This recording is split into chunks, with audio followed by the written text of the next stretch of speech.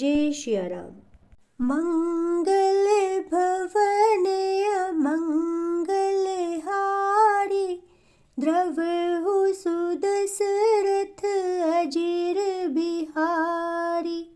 व्यापक अकल अनीहज, निर्गुण नाम न रूप।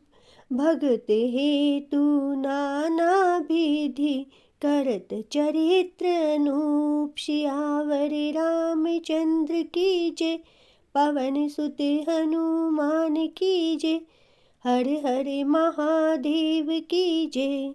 अर्थात जो व्यापक, अकल, इच्छा रहित, अजन्मा और निर्गुण है तथा जिनका न नाम है न रूप है, वही भगवान भक्तों के लिए नाना प्रकार के अनुपम या अलौकिक चरित्र करते हैं। यह सब चरित्र कहा में गाई, आगिली कथा सुनो मन लाई। विश्वामित्र महामुनि ज्ञानी, बसहि विपिन शुभ आश्रम जानी। अर्थात यह सब चरित्र मैंने गाकर कहा, अब आगे की कथा मन लगाकर सुनो। ज्ञानी महामुनि विश्वामित्र जी वन में शुभ आश्रम या पवित्र स्थान जानकर बसते थे। जह जप जगे जोग मुनि करहि, अति मारीच सुबाहु ही डरहि। देखत जगे निशाचर धावहि, करहि उपद्रव मुनि दुख पावहि। अर्थात जहाँ वे मुनि जप, यज्ञ और योग करते थे, परंतु मारीच और सुबाहु से बहुत डरते थे। यज्ञ देखते ही राक्षस दौड़ पड़ते थे और उपद्रव मचाते थे, जिससे मुनि बहुत ही दुख पाते थे। गाधि तन्य मन चिंता व्यापी, हरि बिनु मरहिन निशिचर पापी। तब मुनि बर मन किन्हे विचारा, प्रभु अवतरेउ हरन हमहि भारा। अर्थात गाधी के पुत्र विश्वामित्र जी के मन में चिंता छा गई कि ये पापी राक्षस भगवान के मारे बिना नहीं मरेंगे। तब श्रेष्ठ मुनि ने मन में विचार किया कि प्रभु ने पृथ्वी का भार हरने के लिए ही तो अवतार लिया है।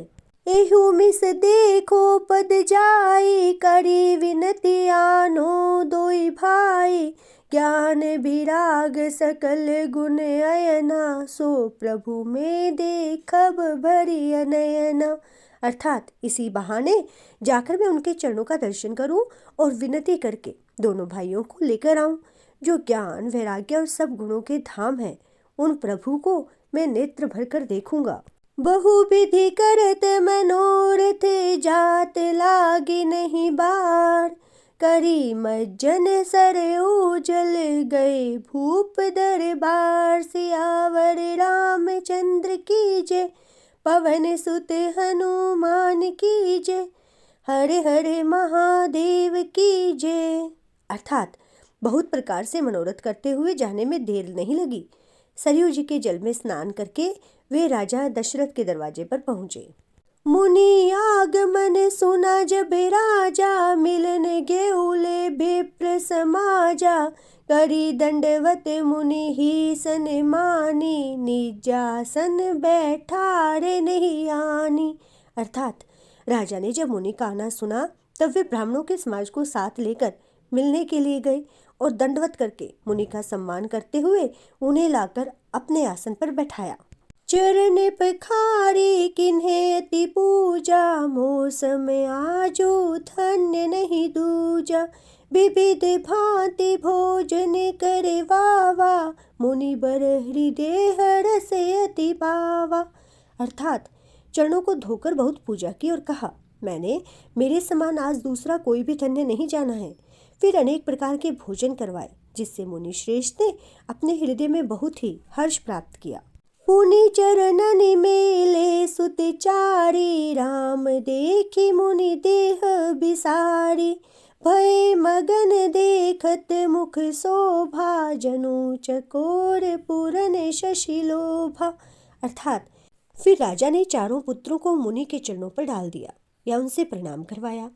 श्री रामचंद्र जी को देखकर मुनि अपनी देह की सुधि भूल गए। वे श्री राम जी के मुख की शोभा देखते ही ऐसे मग्न हो गए, मानो चकोर पूर्ण चंद्रमा को देखकर लुभा गया हो। तब मन हर्षि बचन कहराऊ, मुनि अस कृपा न किन्हि काऊ। केहि कारण आगमन तुम्हारा, कहूँ सो करत ने लावऊं बारा। अर्थात तब राजा ने मन में हर्षित होकर ये वचन कहे कि हे मुनि, इस प्रकार कृपा तो आपने कभी नहीं की। आज किस कारण से आपका शुभागमन हुआ, कहिए, मैं उसे पूरा करने में देर नहीं लगाऊंगा।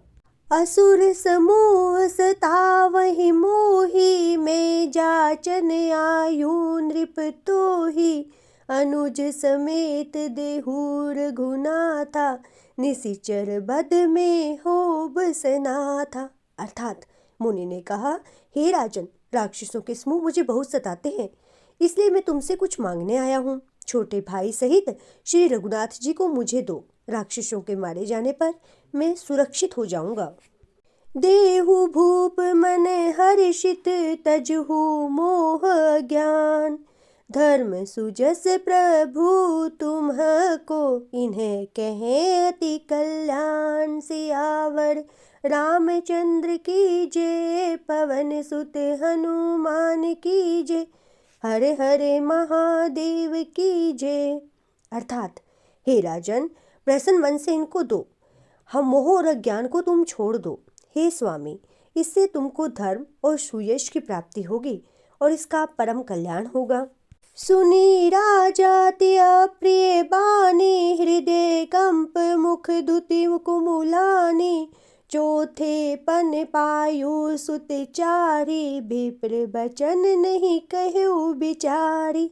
अर्थात इस अत्यंत अप्रिय वाणी को सुनकर राजा का हृदय कांप उठा और उनके मुख की कांति फीकी पड़ गई। उन्होंने कहा, हे ब्राह्मण, मैंने चौथे पन में 4 पुत्र पाए हैं, आपने विचार कर बात नहीं कही। मागहु भूमि धेनु धन कोसा, सरबस देऊं आजु सहरोसा। देह प्राण ते प्रिय कछु नाही, सो मुनि देऊं निमिष एक माही। अर्थात हे मुनि, आप पृथ्वी, गौ, धन और खजाना मांग लीजिए, मैं आज बड़े हर्ष के साथ अपना सर्वस्व आपको दे दूंगा। देह और प्राण से अधिक प्यारा कुछ भी नहीं होता, मैं उसे भी एक पल में आपको दे दूंगा। सब सुत प्रिय मोहि प्राण की नाई, राम देत नहीं बनई गोसाई। कहे निशिचर अति घोर कठोरा, कहे सुंदर सुत परम किशोरा। अर्थात सभी पुत्र मुझे प्राणों के समान प्यारे हैं, उनमें भी हे प्रभु, राम को तो किसी भी प्रकार देते नहीं बनता।